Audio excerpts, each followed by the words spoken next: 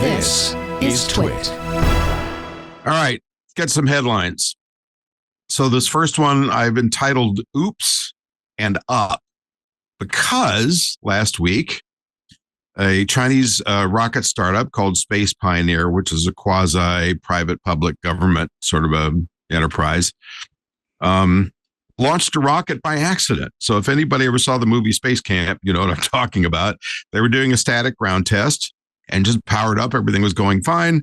And suddenly off went the rocket, and they found in a post-mortem examination that the hold-down brackets, not the clamps on the pad, but the brackets of the rocket had failed. And fortunately, it flew over a nearby village into the side of a mountain. But it's always bad to have unintended launches of your rocket. But nobody was hurt. The rocket, by the way, is called Tianlong, which is Chinese for flying dragon, which I thought was an apt description for a rocket that takes off if you don't intend it to. Did you see this story, Isaac? I saw the video on that, and on one hand, I'm kind of sympathetic because when I was 8, I was building Estes rockets.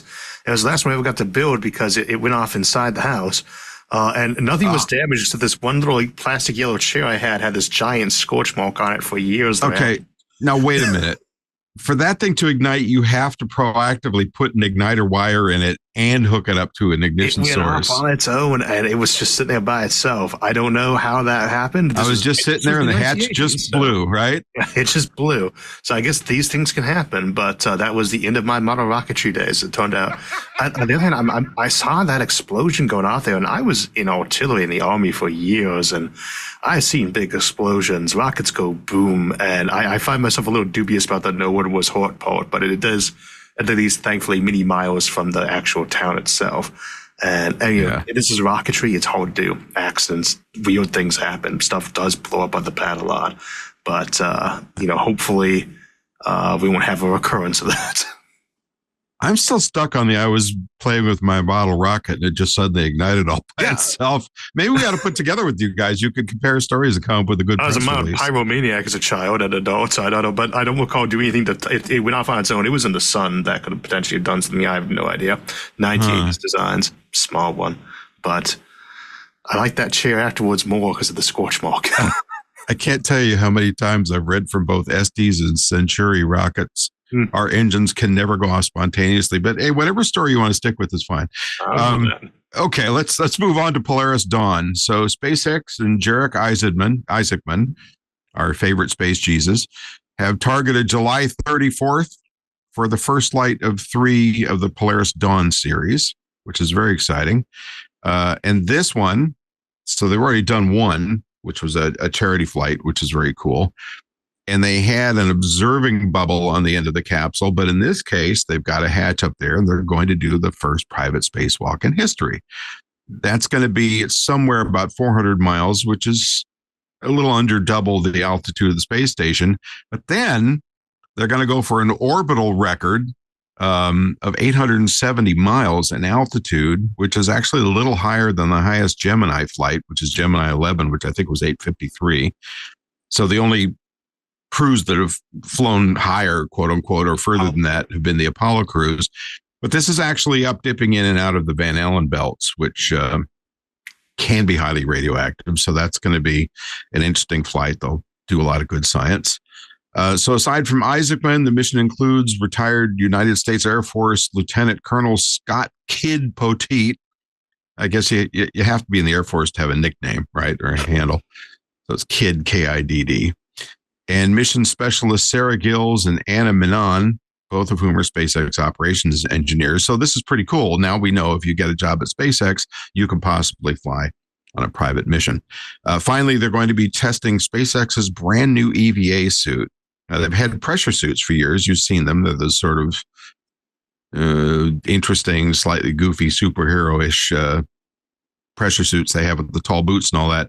Now they've designed from that an EVA suit, and that's another one of those things that sounds easy but is not. So what do you expect, Isaac? I was trying to remember if they do those ones as partial pressure or full mix. It's always a hard choice on those, but I'm worried about the Van Allen belt. Always seems to be a great chance to do science, but it should be it should be a good chance to actually see what a new spacesuit can do in a real live test, because we've been trying to improve those things for years. We have made many improvements to them over the years, but it is one of those key pieces of technology for places like Mars or the Moon, or just even doing maintenance on spacecraft. Yeah. If you can't get a good spacesuit that can keep air in and keep people alive without feeling like you're wearing 5,000 pounds of padding, you're not going to get a lot of real work done in space. And you and I both know from talking to astronauts, wearing a spacesuit is like living in a sauna, only smellier and scarier. Well, and especially when you look at the International Space Station, where the spacesuit components were built in the 80s. Yeah. That's a long time ago. And there's plenty of people listening to the show that weren't even born in the 80s. And these spacesuits predate them by 10, 15, 20 years. So it's time to come up with a new design affordably. And of course, Axiom's working on that for NASA, but as usual, SpaceX took the bit in their teeth and ran with it. It is a great example of how space tourism can actually come back to benefit on the science side. Is one thing that, going and floating in space for a couple minutes in a bubble is going to be nice, but to actually get out there in a suit is what people really want.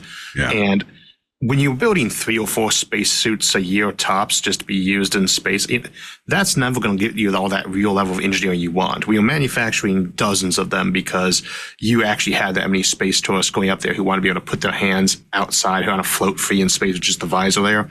That means you start seeing real, genuine improvements by people who can complain about it more, And I think that is a good positive sign and an example of how space tourism will be able to benefit the space community in general.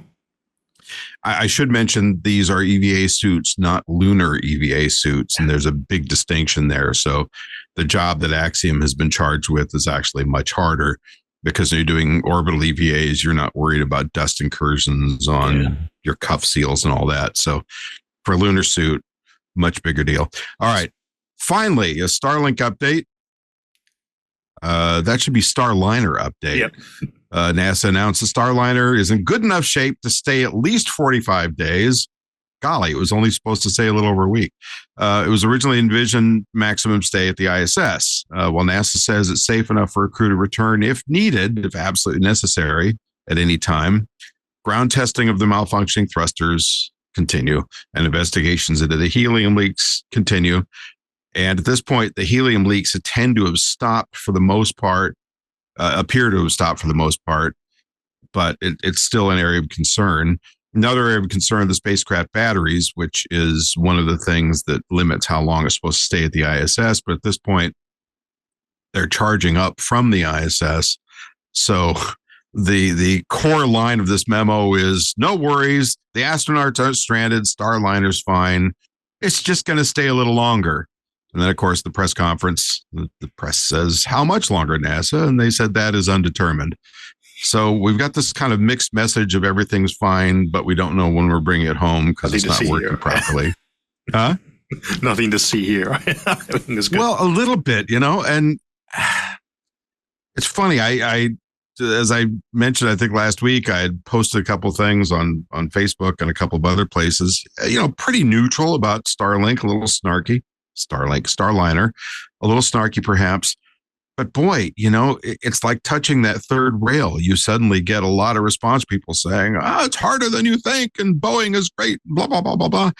And, that is probably to some extent true. It's just that some company like SpaceX, for whatever foibles and failings they've had over the years, just from the casual layperson point of observation, it makes Boeing look like they're standing still. And the other thing I cannot understand is how this has been such a challenge. And yet SLS, which was expensive, and that was done on a cost plus contract, which this is not, this is fixed fee in theory. But SLS works. It took a while, but so far it works. I guess I'll play devil's advocate for them a little bit here. You're very right to point out that they look like they're standing still when the ship's been standing still for a while. I was always making fun of the James Webb Telescope about when it would get launched and how it eventually got launched. And once it actually did, We all forgave the huge timeline delays on that. I don't say it's you don't really want to have a monopoly on spaceships. You want to have multiple companies in that window, and that means they're going to have because not only is going to be exchange trade secrets, of course, you're going to have people trying to get into that ecology that are going to make mistakes and have their own fair share of mess ups along the way. Some might be a little bit more embarrassing than others. At the moment, and this is the kind that is humorous, but everyone's alive, everything's working. And those what we like about space is the amazing non-lethality of space so far is always one thing to be impressed about. Nobody's dead, no one's injured, and that is always in its own right really impressive. So, okay, chief apologist, well done. Check in the mail. Just kidding. Hey, if you enjoyed this clip, be sure to check out This Week in Space. You can find us on your favorite podcast app or see the link in the description below. See you there.